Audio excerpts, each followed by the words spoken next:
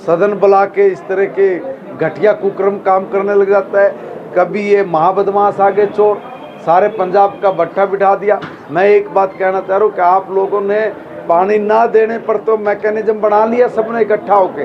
आप ऐसा मैकेनिज्म क्यों नहीं बनाते कि हमने भारत को मजबूत भारत बनाना है, इसलिए एक भी खेत बिना पानी के ना रहे, एक भी तालाब बिना पानी के ना रहे, एक भी व्यक्ति प्यासा ना बने, पानी बह के आपका जा रहा है उसका मैकेनिज्म ऐसा बनाइए ना कि पंजाब को भी, हरियाणा को भी, उत्तर प्रदेश को, राजस्थान को और आगे तक जहाँ तक हम ले जा सकते उसको लेके जाए। आज देश की समसामयिक आवश्यकता है, क्योंकि बार बार चुनाव हो रहे हैं। हर 4 महीने में देश में कहीं ना कहीं चुनाव होता है।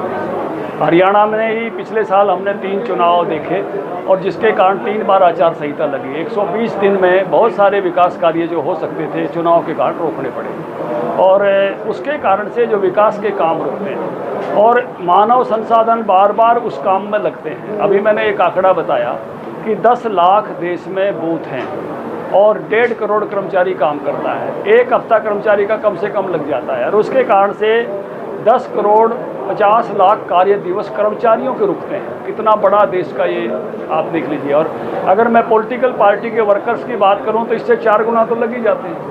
अब 6 करोड़ पॉलिटिकल पार्टी के वर्कर अगर 1 महीने के लगते हैं तो 180 करोड़ कार्य दिवस रुकते हैं। जो रामनाथ कोविंद कमेटी है उसने एक अनुमान दिया है कि 4.5 लाख से लेके 7 लाख तक का चुनाव खर्च होता है। लोगों का भी होता है, सरकार का भी होता है, जो सैनिक बल जाते हैं उनका भी होता है, तरह तरह के खर्च हैं और 1 मंथ तिहाई कम से कम बचत हो सकती है, ये उनका अनुमान है। तो 1.5 लाख करोड़ की बचत अगर चुनाव से होगी एक साथ होने से, तो हमारे 15 राज्य तो ऐसे हैं जिनका 1.5 लाख करोड़ बजट ही नहीं है। हमने भी अभी क्रॉस किया है इसी बजट में से एक तरह से।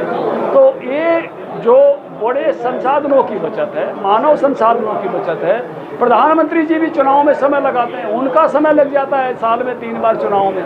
तो एक पिरामिड के शिखर पर जो संस्थाएं और लोग हैं उनके समय से लेके और स्कूलों के टीचर तक का समय, ड्यूटी तो वही करते हैं। नई वोटिंग लिस्ट बनती है तो उनका और समय लगता है, इसका कैलकुलेट नहीं किया हमने। हर बार नई वोटर लिस्ट। तो इन सब के कारण से एक राष्ट्र एक चुनाव समसामयिक आवश्यकता है। लोकसभा में विधेयक प्रस्तुत है, जनता की अदालत में हम आए हुए हैं और जन समर्थन इसके लिए अपेक्षित है। उसी के लिए आज गुरुकुल खरगोदा ने कार्यक्रम किया है और सोनीपत के आसपास की बड़ी सरदार इस कार्यक्रम में आज हाजिर रही है। महिपाल ठाडा जी भी हाजिर है। क्या विपक्षी जो दल है उनको साथ लेके चलोगे इसमें? बिल्कुल, निश्चित रूप से सबका समर्थन चाहिए, सबके समर्थन से ही ये कानून कब तक संभव होने की उम्मीद है? देखिए, जो ही विपक्षी दल सहमत होंगे, ये तो कानून प्रस्तुत है, जो ही लोकसभा में पास होगा, राज्यसभा में पास होगा, फिर 50% विधानसभाओं से भी ये पारित होना है। सर, ऑपरेशन सिंदूर चला, उसके दौरान तुर्की का व्यापार जिस तरह से सामने आया, अब उसके आयात निर्यात पर भारत ने रोक लगा दी है। देखिए, जो भी देश ने भारत के प्रति शत्रु भाव दिखाया है, चाहे वो अजरबैजान हो, चाहे वो तुर्की हो,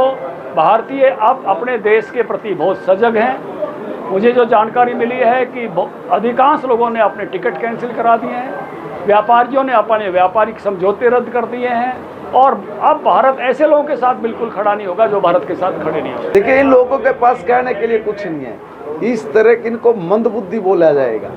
मंदबुद्धि इसलिए बोले जाएगी कि आज सारी दुनिया भारत की पीठ ठोक रही है, सारी दुनिया को फक्र महसूस हो रहा है। हिंदुस्तान का बच्चा बच्चा आज देश की सड़कों पे उतर के सेना के शौर्य, सेना के साहस और सेना के किए गए कार्य को सराहने के लिए अपने भाव वो तिरंगा लेके सब और उद्धारित कर रहा है। मगर ये पता नहीं किस तरह की बात निकाल के लेके आ जाते हैं। देखिए, कांग्रेस के लोग चाहे किसी भी तरीके से चाहे नीचता वाले काम में आओ, उनको मीडिया में आना, चर्चा में रहना, ये उनकी मुझे लगता है कि इनकी एक आदत बन गई है। मंत्री जी सपा राष्ट्रीय महासचिव राम गोपाल यादव, उन्होंने वियोंग जो कमांडर वियोंग थे उनको जातिवाद शब्द कहा है और कहा है कि भाजपा ने राजपूत समझने से कुछ नहीं कहा और जो कुरैशी थी उनको मुस्लिम तीसरे उन पर कमेंट की। देखिए, किसी भी व्यक्तिगत आदमी की टिप्पणी पे मैं क्या कह सकता हूँ, एक बात, मगर इस तरह की टिप्पणी किसी को भी नहीं करनी चाहिए, उससे बचना चाहिए। मंत्री जी, ट्रांसफर पॉलिसी चल रही थी और 17 ट्रांसफर पॉलिसी, हाँ बिल्कुल। देखिए, नहीं कौन कह रहा नहीं चली, वो कोई ऐसा नहीं है कि ले कह दिया जल्दी चल गए। बहुत बड़ा सिस्टम है, नेटवर्क है, 1.5 लाख से भी ज़्यादा कर्मचारी हैं।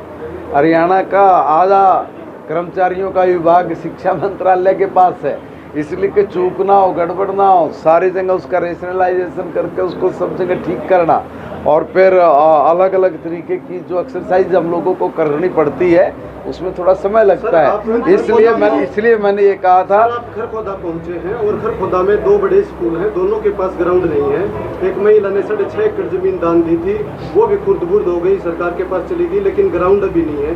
बच्चे ऐसे कैसे आगे बढ़ेंगे? हाँ, बात ठीक है, एक बार इसकी जांच कराएंगे और जांच करा के जो भी मामला निकल के आता है तो उसकी कोई न कोई व्यवस्था के लिए आगे बात करेंगे। भगवत मान पानी को लेकर लगातार कह रहे हैं कि हम पूरा पानी दे रहे हैं, जितना उनके इस जगह पानी हम वो दे रहे हैं, फिर वो ज़्यादा क्यों मांग रहे हैं हमसे? बहुत झूठे लोग हैं। इन लोगों ने आज तक कभी कोई पानी के ऊपर मैकेनिज्म नहीं बनाया, बल्कि पानी के ऊपर राजनीति की है। मैं पूछना चाहता हूं कि भाई आप लोग पानी बह के रिस्क के या किसी भी तरीके से पानी खुर्द-बुर्द हो जाए, वो पाकिस्तान चला जाए या कहीं भी रिस्क के चला जाए, वो तो आप लोगों को मंजूर है, मगर अपने छोटे भाई को पानी आप नहीं देंगे, इसमें आपकी शान बढ़ती है। कमाल की बात है, 4 दिन पहले सड़क पर उतर कर तो सारे नेता, इनके अभिनेता तक ये बोलते थे हरियाणा छोटा भाई है, मुसीबत की घड़ी में हमारे साथ खड़ा है, सड़क पे आया, जब कभी जरूरत पड़ेगी तो हम हरियाणा के लिए सर कटा देंगे। ओ भाई, हमने सर को नहीं कटवाने काटने, आप हमारा पानी दे दो। 3 लाख एकड़ फीट हमारा जो यमुना सतलुज यमुना का जो पानी हम लोगों का SYL का वो दे दीजिए, और जो पानी अभी BBMB के जरिए हम लोगों का बंटवारे में आता है 8500 क्यूसिक पानी, वो हम लोगों को दीजिए। देखिए, ये झूठ बोलते हैं और इनकी नाक का सवाल बना हुआ है। कभी अकाली दल इसी बात को पकड़ लेता है, कभी कांग्रेस रात को सदन बुला के इस तरह के घटिया कुकर्म काम करने लग जाता है, कभी ये महाबदमाश आगे चोर, सारे पंजाब का भट्टा बिठा दिया।